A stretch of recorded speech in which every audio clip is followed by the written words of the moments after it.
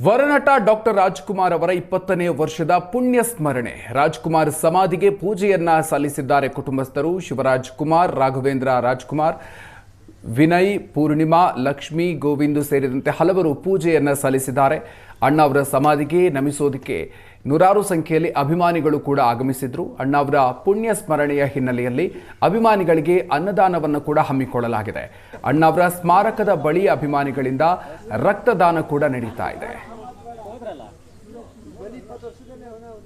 20 ವರ್ಷ ಆಯಿತು ಅಂದರೆ ನಂಬಕ್ಕೆ ಆಗ್ತಿಲ್ಲ.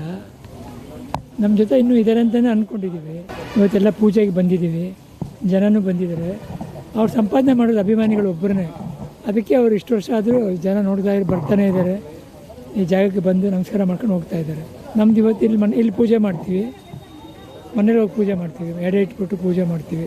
ಅಪ್ಪಾಜಿ ಅಮ್ಮನ ಒಟ್ಟಿಗೆ ಮಾಡಿಬಿಡ್ತೀವಿ. ಇವತ್ತೇ ಯಾವಾಗಲೂ ಅವ್ರು ಕೇಳೋದು ಒಂದೇ ಅಂದರೆ ಊಟ ಮಾಡಿದ್ರ ಚೆನ್ನಾಗಿದೆ, ಯಾಕಂತ ಊರಿಗೆ ಹೋಗಿದ್ದ, ಮಳೆ ಹೆಂಗಿದೆ, ಊಟ ಮಾಡಿ ಅಂತ ಹೇಳ್ತಾರೆ ಯಾವಾಗಲೂ.